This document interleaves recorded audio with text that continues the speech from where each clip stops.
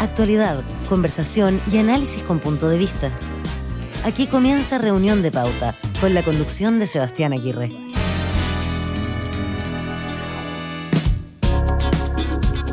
¿Cómo están? Bienvenidos. Estamos listos para comenzar nuestra reunión de pauta del día de hoy. Son las 7 de la tarde, puntuales. Si están viendo el streaming, se habrán dado cuenta también que los cielos están claros todavía aquí desde los estudios de Radio Pauta. Podemos disfrutar de este horario de verano que nos favorece todavía para comenzar, quizás con un poquitito más de ánimo, ¿no?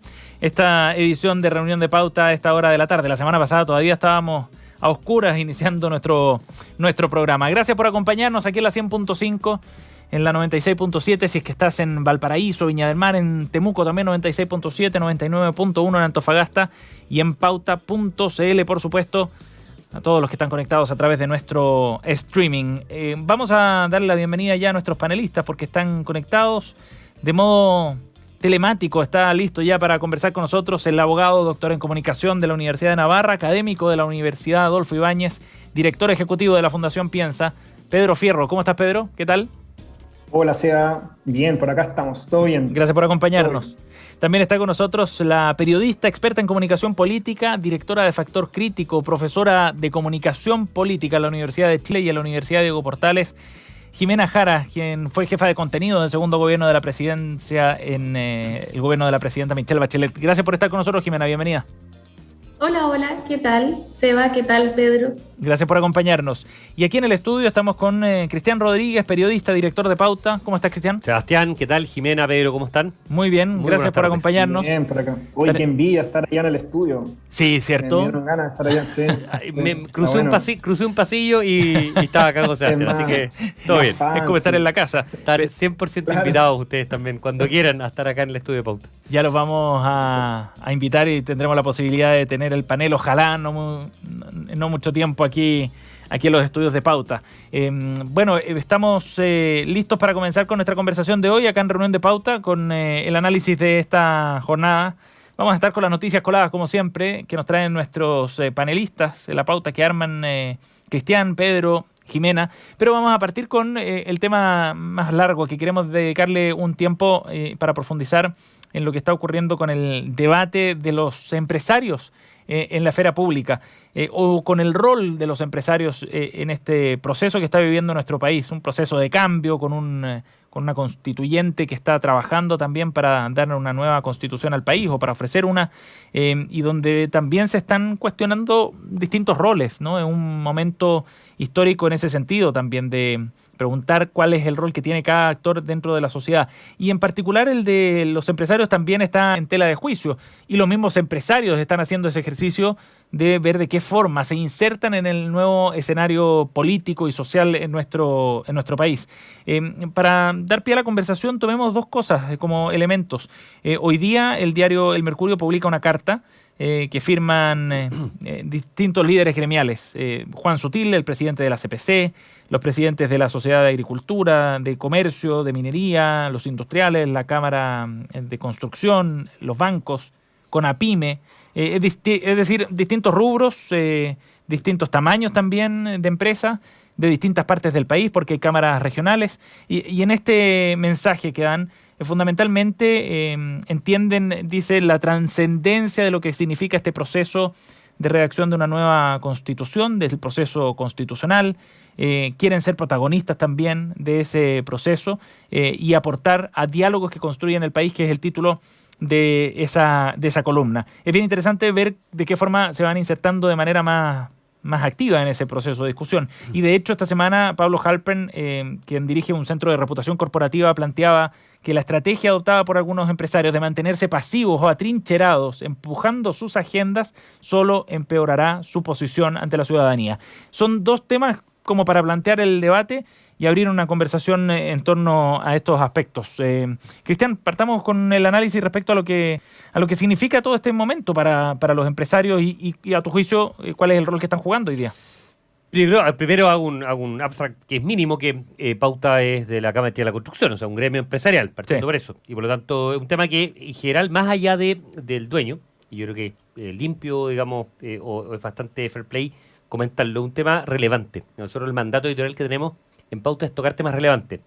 Yo creo que es súper relevante el rol que tienen los empresarios, tanto en los silencios, en las omisiones, como en las voces activas que tengan.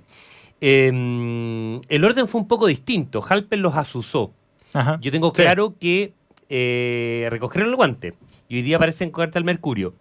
No tengo clara la dimensión del rol que han tenido durante todos estos meses, fíjate. Ajá. Yo tengo la sensación que hay gremios que han estado bastante activos, preparando documentos, preparando información, allegando un montón de datos respecto de eso. La Cámara, lo puedo decir que lo ha estado haciendo, la Cámara de la Construcción, ACIMED también ha hecho debates presidenciales, hizo hace un poco algunos. Sí, la semana pasada. Efectivamente, y ha habido algunos que han estado bastante más silentes, varios de los que incluso aparecen firmando acá.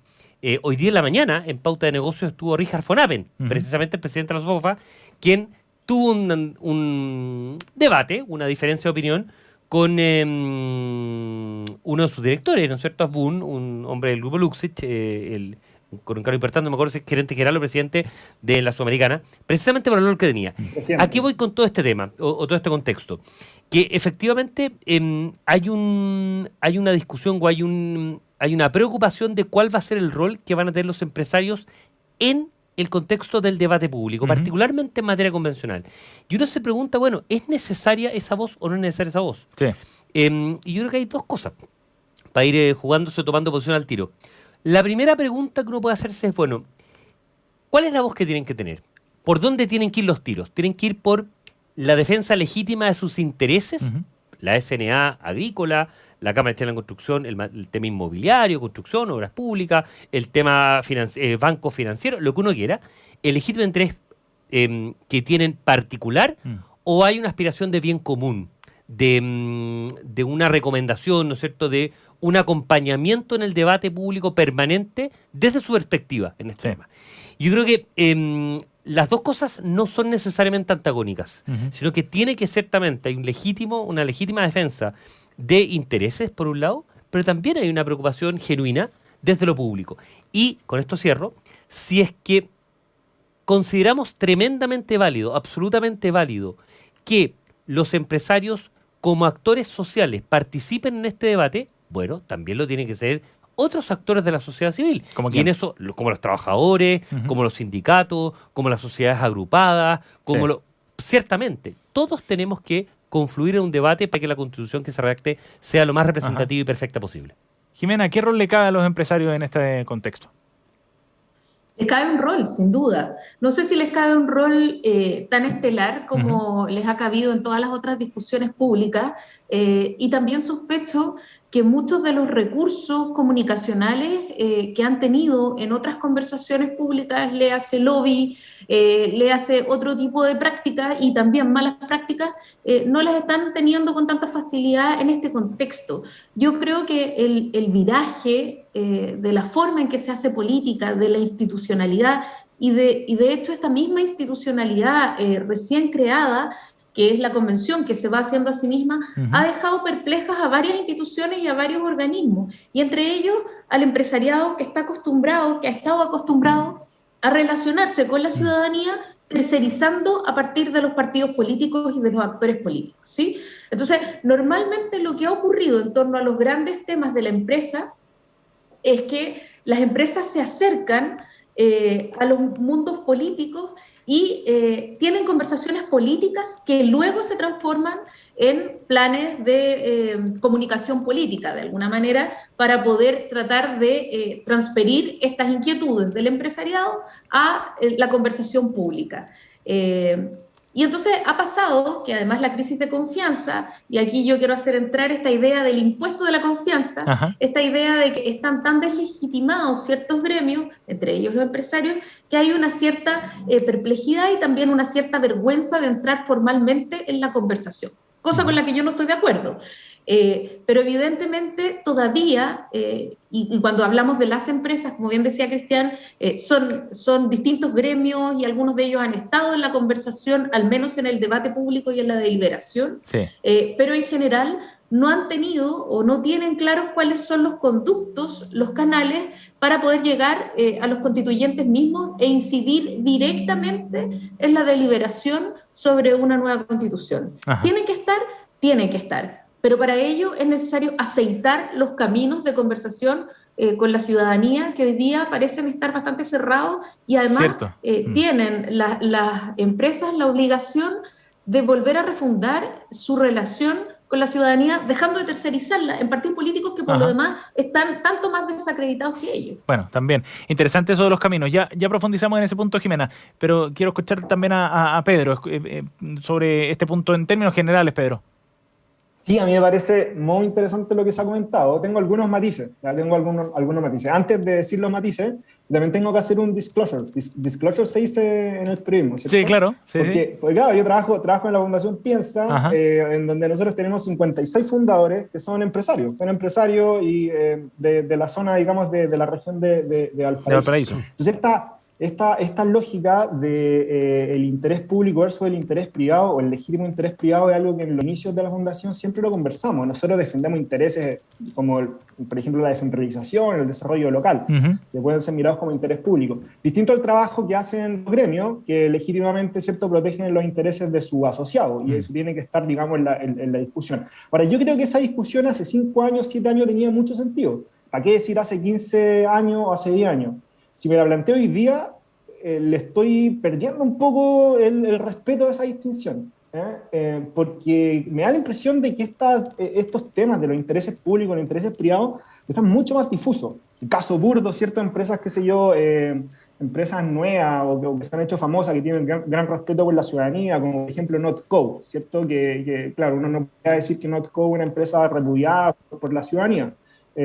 ¿Y por qué? Porque claro, quizás ellos intentan vender claramente, pero también en su producto, que quieren que sea ampliamente distribuido, es un producto que quizás la ciudadanía considera bueno. Considera bueno por hábitos alimenticios, considera bueno porque apuestan a industrias más sustentables, pero hay casos menos burdos. La semana pasada estaba hablando con un emprendedor tecnológico en donde su negocio era dar charla y armar toda una lógica, ¿cierto?, de clase de robótica a niños de bajos recursos. Y ese era su negocio, y él gana plata con eso. Y él decía, yo quiero que la robótica o que la tecnología sea un tema en Chile, porque gano plata. ¿Okay? Pero claro, uno no podría decir que detrás de eso tampoco no hay un interés social. Entonces, en todas estas lógicas, ¿cierto?, que hoy en día se conocen como de valor compartido, esta lógica del win-win, en donde hay empresas que legítimamente persiguen ciertos intereses particulares, pero que al mismo tiempo esos intereses son muy valorados por la sociedad, yo creo que se hace esa distinción entre intereses privados e intereses públicos se hace mucho más difusa, y bajo ese rol hoy en día están apareciendo un montón de otras cuestiones. Sí, pero para retomar un punto que Cristian planteaba al comienzo también, que tiene que ver con el interés social o el interés de lo público, también lo tienen los grandes empresarios, ¿no? ¿O no lo ves así? Porque en el caso de estos emprendedores, como con un lado B, digamos, queda mucho más explícito quizás, ¿no? Tomando el ejemplo de Not Company, sacar a los animales de la ecuación de la producción de alimentos y de la alimentación. Pero en los otros empresarios, ¿qué pasa con eso? Es que yo creo que también, al final, por eso te lo comentaba, a mí se me hace mucho más difuso, pero en general yo tiendo a pensar que las empresas son actores políticos. Todas las empresas son actores políticos. Lo que ellos hacen o las grandes decisiones que ellos toman impactan en la sociedad, y también al mismo tiempo las dinámicas que se dan en la sociedad también impactan en las decisiones que los gerentes o las áreas directivas toman en sus organizaciones. Entonces yo creo que ahí eso da pie a fenómenos mucho más complejos. Por ejemplo, solo un ejemplo, después podemos profundizar en esto. Ayer, de hecho, hablábamos en la universidad, en la escuela de negocio, todo esto, digamos, pero hablamos sobre el caso de Delta y Coca-Cola, que en Estados Unidos se manifestaron en contra de un proyecto de ley que modificaba el sistema electoral. Algo nada que ver con su rubro, Delta y Coca-Cola. Pero el problema era que afectaba a la población que ellos encontraban que estaba subrepresentada, que era una población sobre todo afroamericana, y ellos hicieron advocacy y dieron una batalla para tratar de dar vuelta a esa legislación.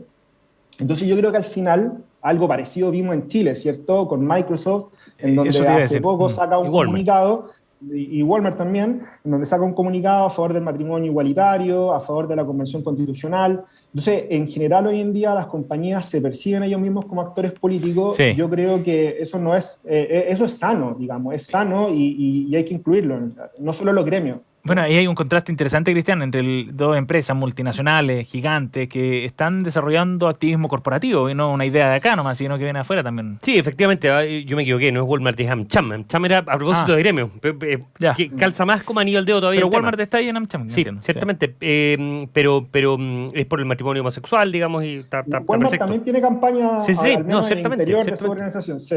Ciertamente. Yo deja colgarme de algo que dijo Jimena.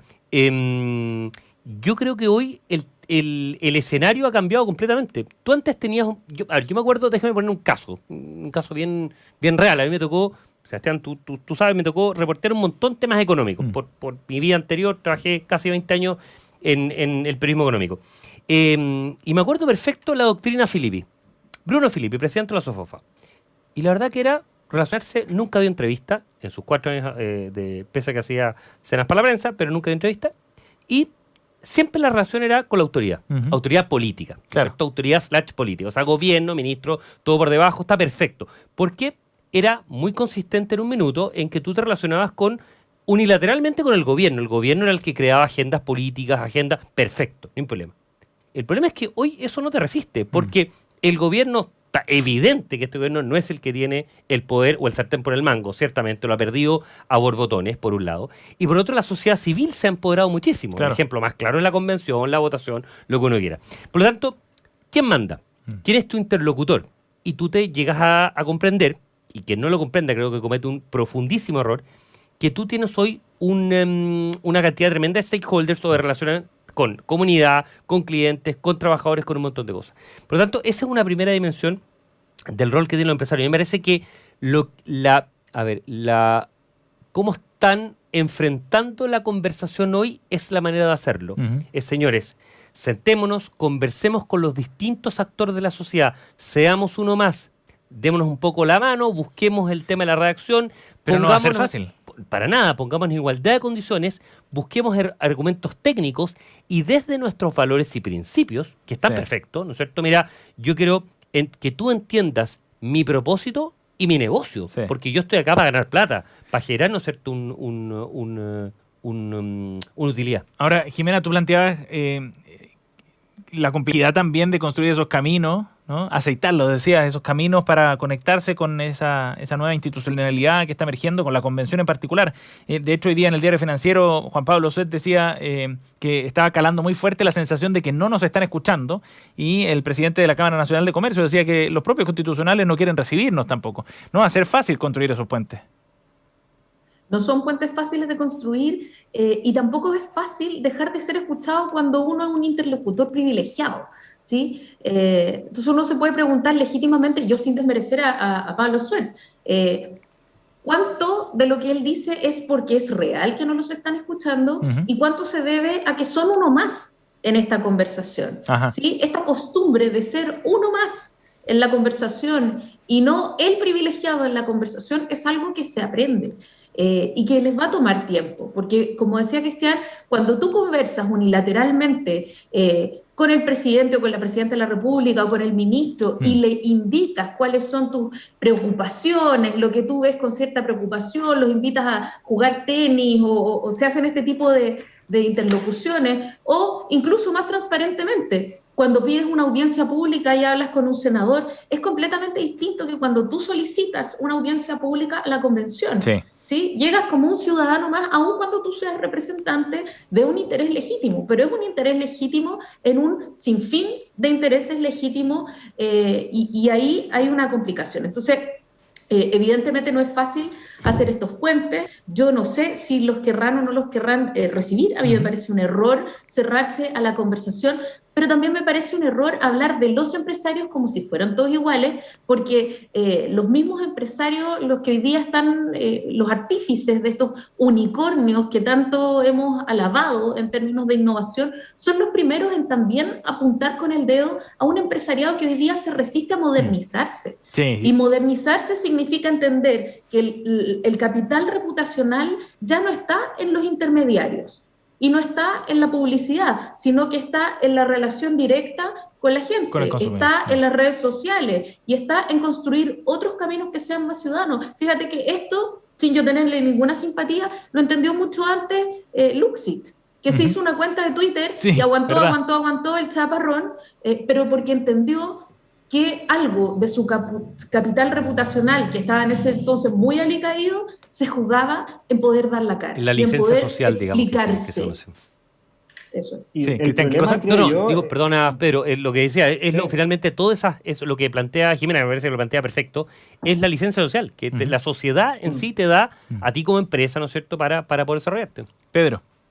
El problema que veo yo es que ese camino es muy largo, entonces que yo absolutamente lo comparto, digamos, ¿cierto? Pero yo no sé si muchos grandes empresarios, digamos, van a estar, no sé, van a estar de acuerdo, digamos, con transitar ese camino largo necesario, digamos. Entonces me parece lógico también que traten de buscar estos atajos que no van a llegar a nada. Yo coincido con Jimena. Hacía mucho sentido la crisis la doctrina Filippi que comentaba Cristian, porque conversamos acá a propósito de Dominga, ¿cierto?, de la crisis de AgroSuper, de Freirina, del 2011. Esto no es de ahora, esto no viene desde el 2019.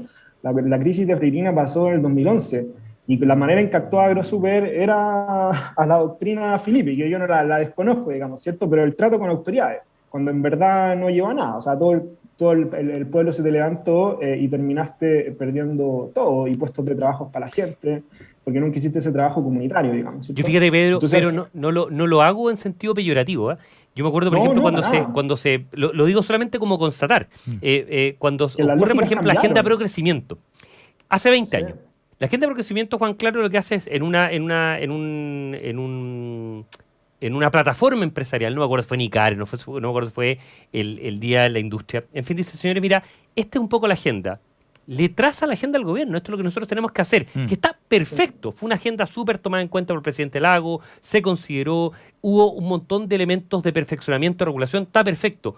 Hoy tú no puedes estar poniendo la música si eres el sector empresarial. Comparto con Jimena en que eres un actor más, un actor ciertamente relevante, eres incidente en la inversión, eres incidente en el empleo, ¿no es cierto? Tienes un peso específico mayor, pero el equilibrio de poder, ha cambiado muchísimo. Totalmente. Ha cambiado muchísimo. Y lo dejo si tú no lo entiendes. A mí puede, o sea, tú me conoces, a mí puede no gustarme, pero una cosa es lo que a uno le gusta y otra cosa es lo que ocurre. Y tú tienes que operar sobre hechos consumados, sobre la realidad. Si tú desconoces la realidad, te vas a equivocar. Bueno, y ahí nos lleva al punto también de si es un cambio, Pedro, temporal, digamos, asociado solo al proceso constituyente, o si es un cambio más profundo que perdura y trasciende a esa discusión. No, pero claro, o sea, yo estoy absolutamente de acuerdo con lo que dice Cristian, con lo que dice Jimena. O sea, acá las lógicas cambiaron y uno no puede hacer digamos, o no puede juzgar, ¿cierto?, la manera o la cultura en donde cómo se solucionaban ciertos problemas hace 20 años y cómo se debiesen solucionar ahora. Acá no se trata de eso, pero sí las lógicas cambian y eso tiene muchos costos. O sea, acá yo me imagino, digamos, las deslealtades que se deben percibir. O sea, imagínate no sé, un actor, ¿cierto?, de la empresa,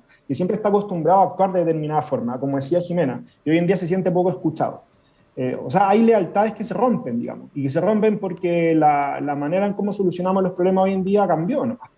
Y eso genera también incluso problemas personales, problemas más organizacionales, muchos costos también, obviamente. Entonces, al final, yo creo que es un tema que es para largo y que no tiene nada que ver, digamos, o no es solo a propósito del estallido social ni de la convención constitucional que estamos viviendo, sino que tiene que ver con cómo nosotros estamos enfrentando el asunto medioambiental, que tiene que ver con cómo estamos también desarrollando territorio. Y por eso es tan complejo. ¿Cierto? Por eso es tan complejo. O sea, acá se requiere un cambio en la cultura organizacional, digamos, ¿cierto? Aquí me voy a colgar de mi amigo Juan Carlos Hijos, que también es panelista de este programa, pero él habla de la capacidad adaptativa de las organizaciones, ¿cierto? De cómo puedes generar en las organizaciones cierta capacidad adaptativa para hacerte cargo de estos asuntos, ¿cierto? Que no van a ser, que hoy es la Convención Constitucional, pero que el día de mañana va a ser otra cosa, y que hace 10 años era otra cosa, y así. Y en ese sentido, Jimena,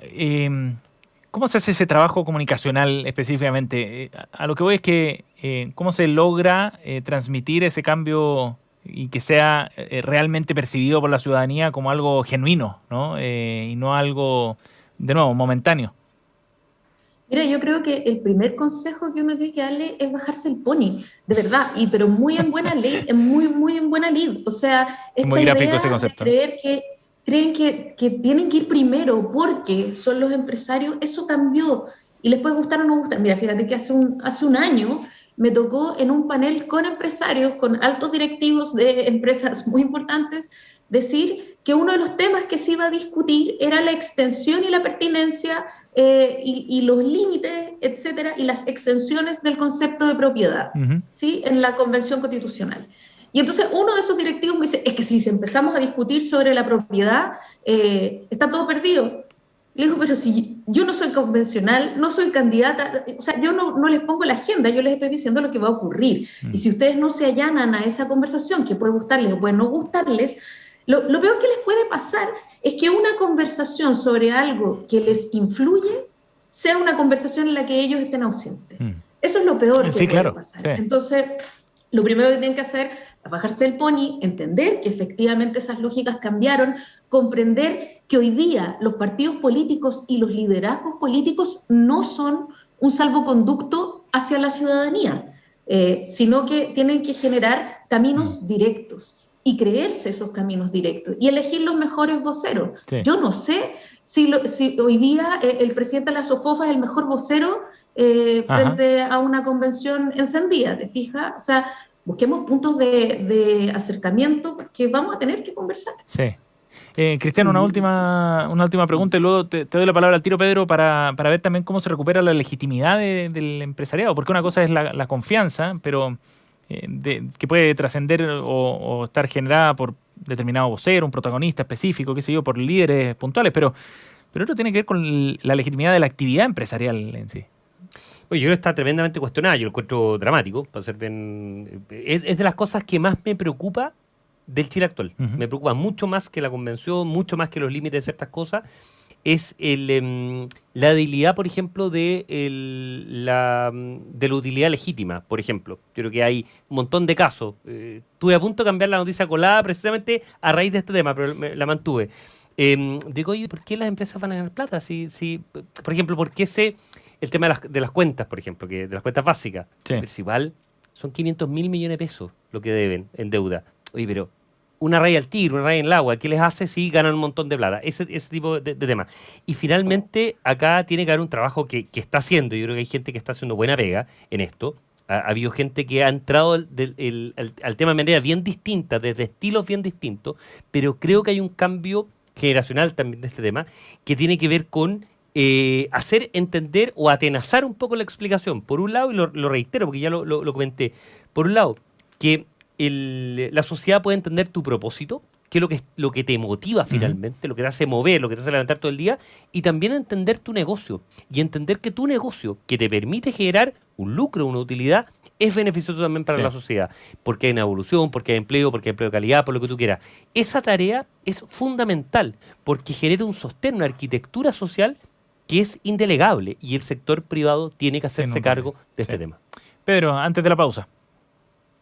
Sí, yo solo para pelear nomás, porque estoy de acuerdo, digamos, en el 90% de las cosas, pero yo no sé si bajarse el pony puede ser un consejo para todos los empresarios. Acá, como bien decíamos al principio, hay mucha divergencia en cómo distintos... Salvo para los que ya están abajo. Claro, hay muchos que están abajo. Efectivamente hay algunos que efectivamente tienen que bajarse el pony, pero yo creo que hay un problema quizás mayor, que es que nos escuchemos un poquito más, y eso quizás puede ser un poquito más transversal. Cuando uno escuchaba en las declaraciones de hoy, ¿cierto?, de Richard von Appen en la mañana, no solo hay que hablar con clientes, trabajadores y contratistas, si el entorno de mercado tú lo puedes resolver bien, pero acá importa el entorno de nuevo mercado. Tenéis que hablar con ONG, hay que hablar con instituciones que no se relacionen directamente con las cosas que tú estás haciendo, con los mismos ciudadanos. Yo creo que hay muchas organizaciones que están empujando hacia allá, que están tratando de escuchar, más que de promover o difundir, y quizás por ahí puede ir el camino. Insisto, va a ser un camino largo, pero que hay que darlo. Estamos con Pedro Fierro, Jimena Jara y Cristian Rodríguez aquí en Reunión de Pauta en la 100.5. Buen debate interesante. Vamos a ver qué pasos da ahora en concreto, ¿no? El sector empresarial y cómo logra insertarse efectivamente en los debates que se están dando en torno a la constituyente. Vamos a ir a una pausa. Antes quiero invitarlos a que revisen el contenido y el trabajo que están haciendo Pauta junto a la Facultad de Comunicación de la Universidad de los Andes. Nos hemos unido para crear Watchdog Pauta, que es un servicio de fact-checking con muy buen olfato, todos los viernes en las plataformas de Pauta. Nos vamos al corte y volvemos.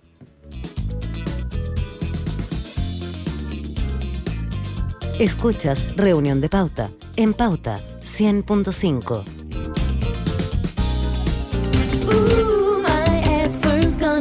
Tú sabes que hay muchos ingenieros especialistas, ¿verdad? Ingenieros industriales, ambientales, comerciales, informáticos, agrónomos. Y sabes que hay muchos bancos, pero hay bancos y bancos. Banco Internacional es un banco especialista, con soluciones precisas y a la medida. Porque si de tu empresa se trata, es tu mejor elección. Banco Internacional, expertos en banca empresa. Contáctanos en bancointernacional.cl o al 600-363-5000. Infórmese sobre la garantía estatal de los depósitos en su banco en www.cmfchile.cl. GQ Auditores Consultores. Desde el año 2015, brindando servicios de consultoría en el área de auditoría, impuestos, legal y contabilidad. Un estilo de consultoría diferente, basado en nuestra propia metodología GQ y en las mejores prácticas del mercado. Ubícanos en nuestro sitio web www.gqconsultores.cl.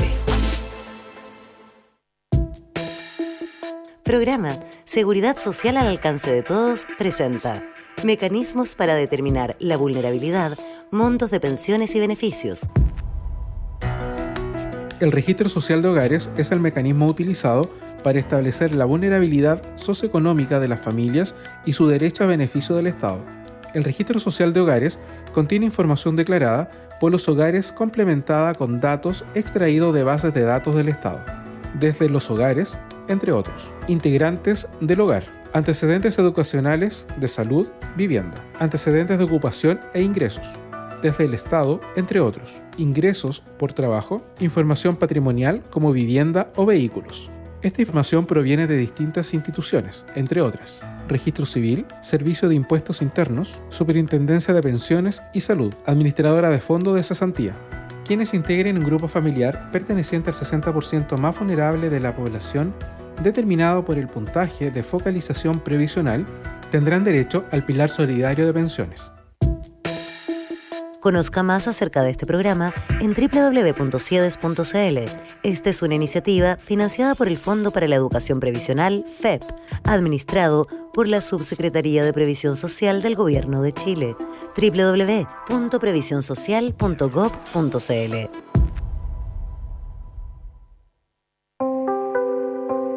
Aerocardal, la empresa de aviación privada más grande y segura de Chile. Desde hace 30 años volando al servicio del transporte ejecutivo, charter y traslados aeromédicos en Chile y en todo el resto del continente americano.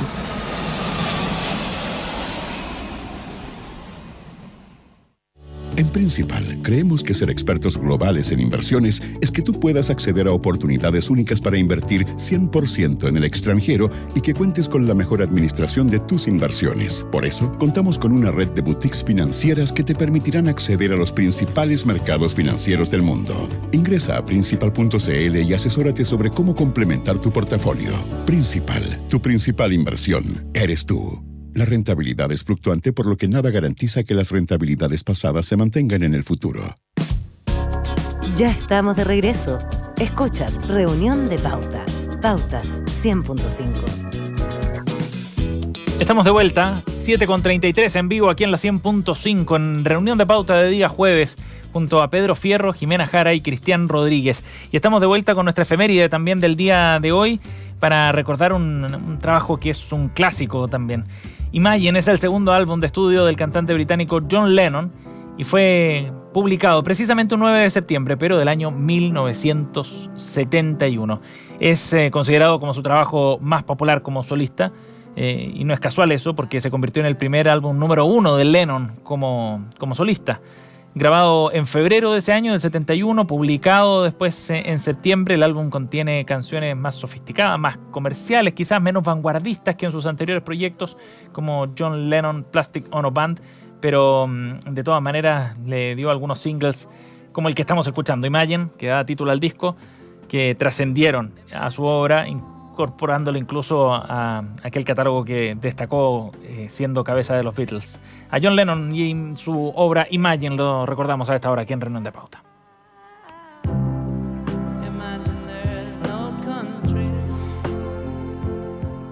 Bueno, Lennon. Tremendo. Yo soy más de McCartney, sí, como que hay una clásica discusión de sobremesa, ¿no? Las letras de Lennon no han envejecido muy bien. Hay un par de letras que de verdad son muy funables. Pero ¿sí? Bueno, para que eso es para otro. Jimena, ¿tú eres del bando de McCartney, de Harrison o de Lennon? No, obvio que no. I'm a dreamer. Ah, muy bien, muy bien. ¿Cristian Rodríguez? De los Beatles. De los Beatles. Ajá, okay. Del original, ¿no? Eso es muy demócrata cristiano. No, es verdad. Pero te reconozco.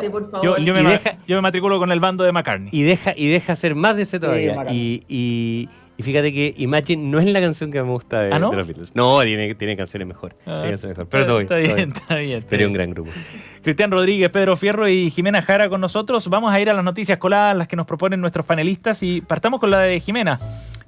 Nos trae una noticia que hace referencia a un biólogo evolutivo y un epidemiólogo de enfermedades infecciosas, ambos en la Universidad de Pittsburgh. Sostienen que la mejor manera para detener la propagación de las nuevas variantes del COVID-19 es la vacunación. Jimena, vale la pena reforzar este punto una y otra vez. O sea, a mí me parece que el COVID ha traído cosas horrorosas, muchas cosas horrorosas, casi solo cosas horrorosas, salvo la colaboración en la ciencia, esa solidaridad científica y la constatación del punto de que la vacunación es necesaria.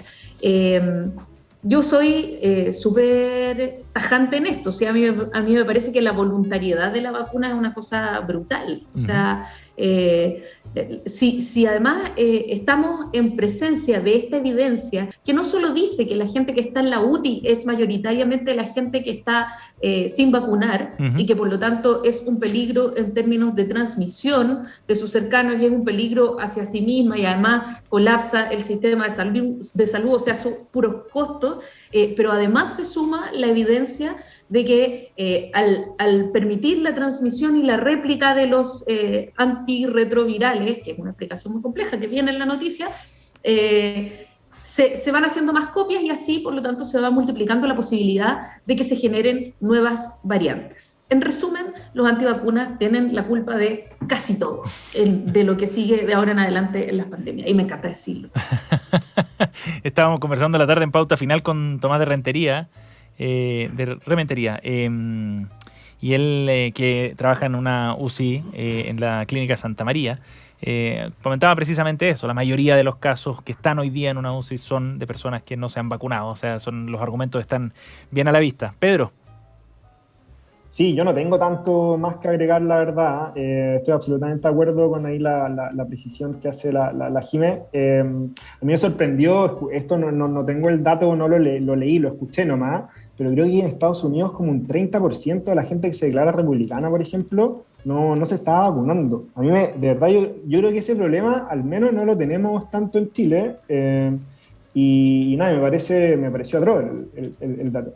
Yo sí quería agregar más respecto a Chile, que acá también es otro ejemplo en el programa de vacunación en particular y todo lo que se está gestando de la colaboración pública-privada, que va a ser un tema que se relaciona mucho con lo que estábamos hablando en un inicio y que va a ser un tema súper discutido, me imagino, también a propósito de la Convención Constitucional, donde yo creo que todos los gremios ahí sí van a tener que empujar, digamos, ¿cierto? Sí.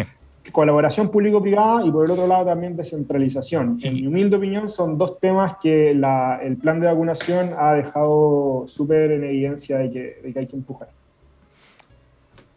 Cristian. Noticia colada. A ver, a las FP se les da por ango por manga, en general. Yo creo que la mayoría de las veces de manera injusta, otras por haber algún tema injusto. Pero creo que es importante reconocerle algunas cosas. A la FP se le acusa, por ejemplo, el tema de las pensiones, de las bajas pensiones que hay promedio.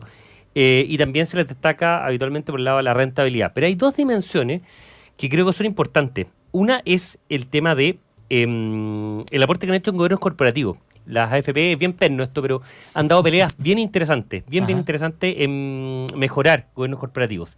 Y el otro aspecto, que es legal, es una obligación legal, es el tema del deber fiduciario. A fines de la semana pasada salió un fallo bien importante, un fallo de la cuarta sala de la Corte Suprema, que condena a la Polar y le instruye, le ordena, ¿no es cierto?, el máximo tribunal del país, el máximo órgano de justicia del país, compensar por todos los fondos de pensiones que cayeron, ¿no es cierto?, en este tema. Sí. Y eso fue una pelea que era la AFP durante una década. El caso de la Polar parte, ¿no es cierto?, a inicio de la década pasada. No, y habíamos olvidado un poco de ese caso. 10 años después, esta no es la lista necesariamente, ¿no es cierto?, penal contra los alcaldes y compañía, Fará, en fin, sino que es la restitución de los fondos de pensiones o de la restitución del impacto que tuvo los fondos de pensiones. La acción cayó, ¿te acuerdas, Sebastián?, de 2.500, 2.800 pesos a niveles de 50 o 20 pesos en su minuto. O sea, una caída de 98, 99%. Y lo que hicieron la AFP, en este caso Provida y Capital, fue ir contra, ¿no es cierto?, personas que falsearon los estados financieros. Ajá. O sea, los ejecutivos de la Polar cometieron el delito de falsificar completamente la información que entregaban los estados financieros y los condenaron precisamente a este tema. ¿Se pagará o no? Es una duda porque es muchísima plata, pero por lo menos desde el punto de vista simbólico la justicia le dio la razón después de todos los fallos en primeras instancias que en apelaciones en contra. La Corte Suprema le da la razón y por lo tanto las AFP cumplieron su rol fiduciario y creo que es importante darles el beneficio de este tema. Dos preguntas para aclarar. Tiene que pagar la Polar, ¿cierto? Tiene que pagar la Polar y debe pagar Price, pero que es la consultora, PwC, la ex PricewaterhouseCoopers, que hoy es PwC. Ya. Pero hay que ver cómo se concilia el tema de los pagos, porque es imposible patrimonialmente que puedan pagarlo. Por eso la acción de la Polar ha caído tanto en la acción como en los bonos, precisamente por el efecto financiero que puede eventualmente tener. Y segundo, esta plata va a los fondos de pensiones. Sí, eso es súper importante, Sebastián. La pregunta es excelente.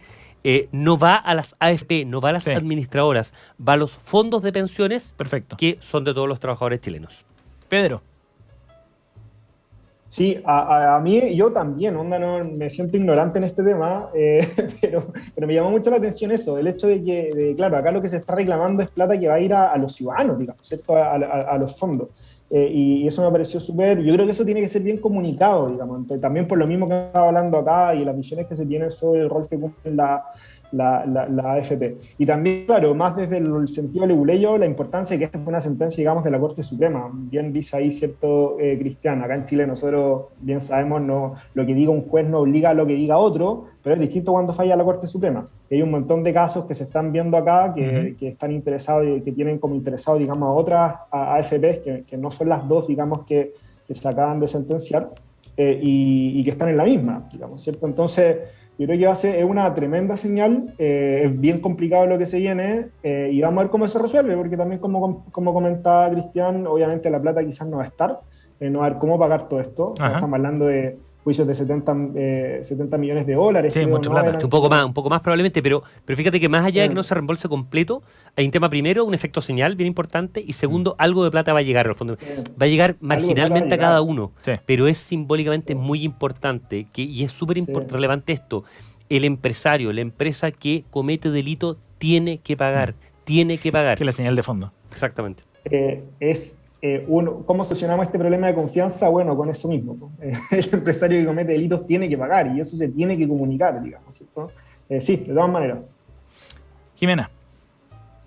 Me parece que bien que siguieran esta línea de persecución, digamos, judicial. El fallo abre distintas complejidades en el sentido de que cualquier accionista que se haya visto perjudicado por esta acción de la Polar podría también interponer sus propios recursos y ahí las consecuencias son bien insospechadas, ¿no? Si este recurso se confirma posteriormente en la justicia, luego de las AFP pueden venir los bancos o pueden venir cualquiera de los que se sientan afectados porque la Polar lo afectó patrimonialmente, ¿sí? Y desde esa perspectiva, más que levantarle un monolito a las AFP, que me parece que hay bastantes razones para no hacerlo también, me parece que es bien, que hicieron su pega, cumplieron con su trabajo, que bueno que resguardaron en alguna ocasión el patrimonio, por lo menos, de los fondos de pensiones de los pensionados en Chile, pero sobre todo me parece interesante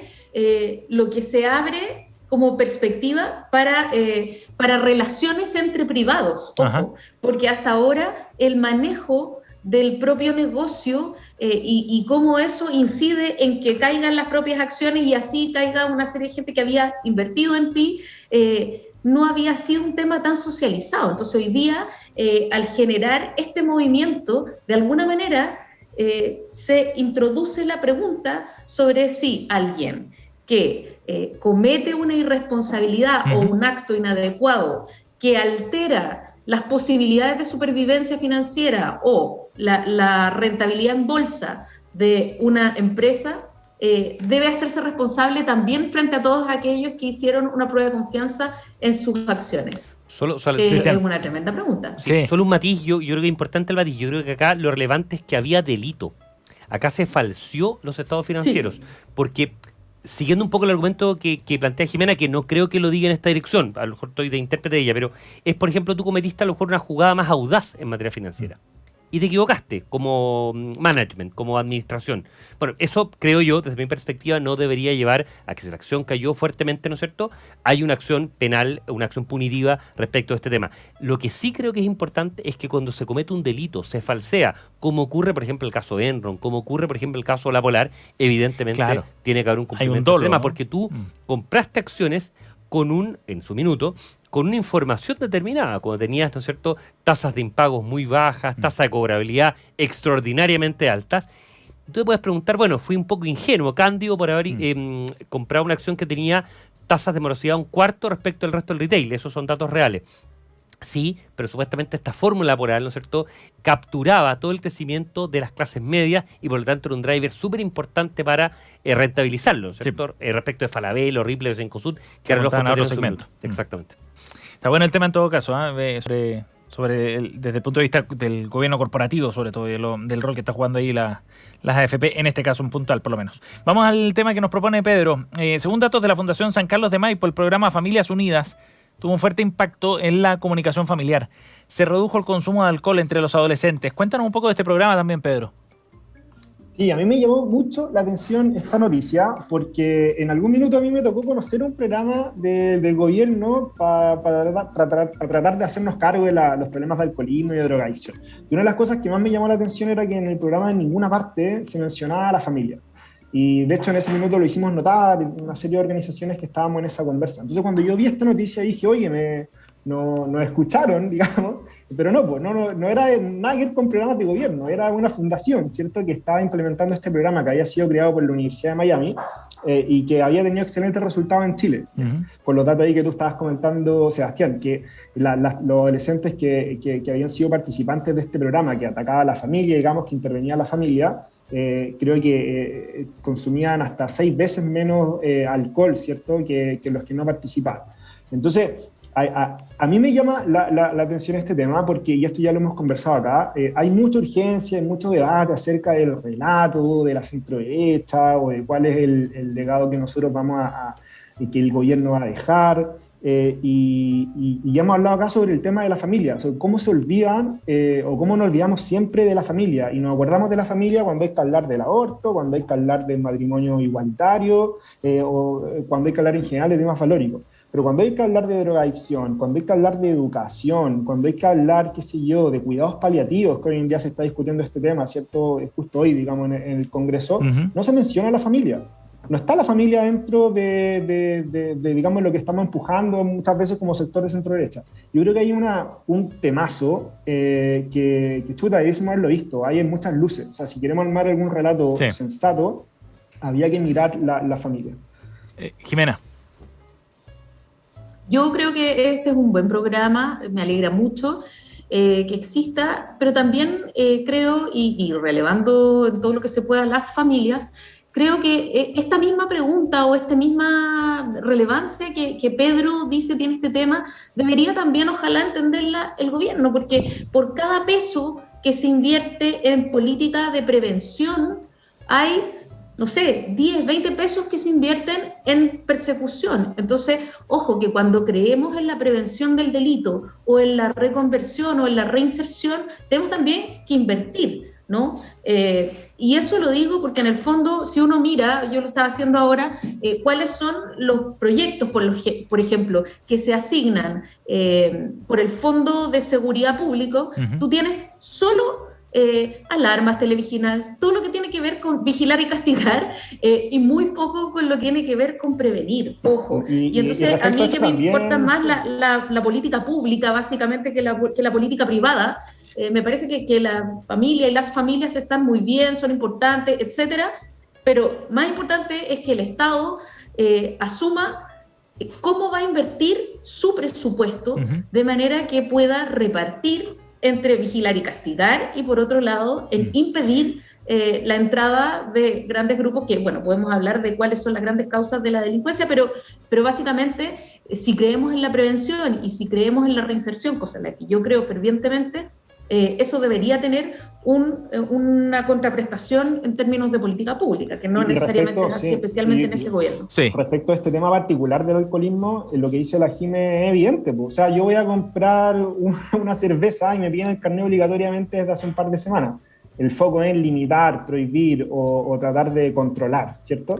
Cuando en verdad podrían haber iniciativas, por eso que rescataba esta noticia, ¿cierto? Enfocadas en el problema que subyace, o sea, que hay un problema cultural tremendo, y aparte que hay una institución que se debiese acoger en el relato político que no está acogida, y se acoge solo para temas valóricos, digamos, ¿cierto? Entonces yo creo que ese era un poco el sentido, comparto con la Jimmy. Cristian. Sí, yo me quedo con eso, para ir cerrando por tema de tiempo probablemente, pero el tema del rol de la familia, en un montón de dimensiones. En la dimensión, sí, es cierto, en materia de alcohol, de droga, ciertamente, pero también como un factor, una caja de resonancia muy importante para la advertencia de riesgo, en el caso, por ejemplo, de la marihuana, particularmente, y en el caso de tabaco, también. Pero también en otras dimensiones que van a estar, por ejemplo, en la convención, respecto al tema, por ejemplo, de en un orden de relación para el tema educativo, por ejemplo. Creo que es súper importante mantener la autonomía, si uno quisiera tener, ¿no es cierto?, de la familia como tutor principal, en el caso de los padres, para el tema de la definición educacional de los hijos, y es algo súper importante que se va a empezar a discutir y que ya ha empezado a tener cierto ruido en términos convencionales. Por lo que se resolvió en una comisión. La semana pasada abordamos ese tema aquí también en reunión de pauta. Estamos junto a Cristian Rodríguez, Pedro Fierro y Jimena Jara, y antes de cerrar vamos a nuestro segmento de los recomendados y datos para el día de hoy. Jimena, ¿qué nos traes hoy día? Les quedo debiendo el dato. Hoy día no alcancé, perdón. Me va a retar mi amigo Eduardo Olivares, que siempre me reta cuando no traigo datos, pero se los debo igual. Ningún problema, no te preocupes. Pedro. Ya, yo voy a dar un dato entonces. Hoy día vengo absolutamente romántico, ¿ya? Voy a recomendar una serie que se llama Modern Love. No sé si la han visto alguna vez. Una serie en Amazon, ¿o no? Prime. Sí, es de Amazon Prime. Que está basada en una columna del New York Times que tiene ese nombre, se llama Modern Love, y son historias reales, ya de amor en distintas instancias. Una serie súper linda, ¿verdad? Trata temas como la maternidad, temas del amor en la tercera edad, salud mental en la primera temporada. Yo soy medio llorona, vi el primer capítulo de la segunda temporada y no pude seguir viendo más, así que vamos a ver, no puedo hablar más de la segunda temporada, pero una serie muy linda, está súper bien hecha, son capítulos cortitos, de 30 minutos, historia independiente, así que también uno puede ver distintas, y la verdad es que está muy buena. Se llama Modern Love, para verla domingo, o acompañado, o solo si se están cortando las venas, también funciona. Está buena. Señor juez, me arrepentí, tengo un dato. Bueno, dale. Me acordé. Ahora, pasado el 20 de septiembre, el 24, el 23 de septiembre, se acaba una época en Alemania, ¿sí? Son las elecciones en Alemania, las parlamentarias, y con eso se estima que el fin de la era Merkel comienza o se cristaliza, ¿sí? Y a propósito de lo que ha ocurrido con Angela Merkel, yo me atrevo a recomendarles un podcast, pero es una delicia, es un podcast hecho por latinoamericanos que viven en Alemania, que se dedican a la comunicación política. Se llama Merkel, la canciller de las crisis. Es además un podcast que tiene 4 episodios, que son episodios además contados en clave storytelling, con muchos recursos narrativos, y es maravilloso porque se enfoca en cada una de las crisis que Angela Merkel tuvo que surcar durante su gobierno, para tratar de entender un poco por qué Angela Merkel deja una huella tan fuerte en Europa. Qué bueno, qué bueno. Tremendo personaje para entender lo que ha pasado en Europa en los últimos años. Muy buena recomendación. Me reivindiqué, ¿viste? Sí, bien, buena improvisación. Cristian. Pasamos de Alemania al centro de Santiago. Yo voy a ir a algo más local. Y es algo que hice con mi familia hace 2 fines de semana. Nos fuimos en patota, yo tengo 3 niñitas chicas, al Centro Cultural de La Moneda. Uh-huh. Hay 2 exposiciones muy interesantes. Una de grabados, que es preciosa, es realmente linda, que cura Justo Pastor Mellado, en fin. Es una historia del grabado en Chile, que es muy, muy interesante. Y también una exposición que se llama El Ancho Mundo respecto de Magallanes, de la región de Magallanes. Bien interesante, desde los genocidios, por ejemplo, los pueblos indígenas, hasta, ¿no es cierto?, todo el desarrollo más económico que ha tenido. Son 2 exposiciones súper interesantes para ver en familia, en fin. Uh-huh. Y después caminar por el centro. En general, los fines de semana hay zonas que están más ocupadas y zonas bien desocupadas. Es una experiencia que probablemente nunca vamos a volver a tener, que es caminar, por ejemplo, por La Moneda prácticamente vacía, e ir a comer a algunos restaurantes peruanos que son tan ricos en las calles, en fin, en Miraflores, en Maquiver, en un montón de cosas. Qué bueno. Siempre interesante para ir. Un sábado, un domingo está abierto, el Centro Cultural de La Moneda cerra los lunes, así que es interesante y además es gratuito. Está bueno porque además es como ir a reconocer lugares por los que uno anduvo en hacer city tour, momento. City tour con la familia en esta época es muy, muy interesante, que ya empieza a haber cierta apertura. Gracias, Cristian. Cristian Rodríguez, Pedro Fierro y Jimena Jara junto a nosotros aquí en Reunión de Pauta. Los 3, muchas gracias. Que tengan un buen descanso. Chao, que estén muy bien. Que gane Chile, y que gane Chile también, Chile, por supuesto. Por favor. Más nos vale, gracias. Nunca ganaban Barranquilla, nunca. No, por eso. Está difícil. Gracias a los 3, que estén muy bien. Estén muy bien, chao. Y gracias a ustedes por acompañarnos también aquí en la 100.5 en Reunión de Pauta. Recuerden que en Radio Pauta ya viene Desde el Jardín con Cristian Barken, que va a conversar con el escritor y académico, doctor en Filosofía, Estética y Teoría del Arte, Hans Stange. Va a estar a partir de ahora en unos minutos aquí en la 100.5 y en pauta.cl. Gracias por acompañarnos. Nos vemos mañana. Acabas de escuchar 1 hora de conversación y análisis con punto de vista. Esto fue Reunión de Pauta. Porque cuando 2 grandes se juntan, solo cosas buenas pueden pasar.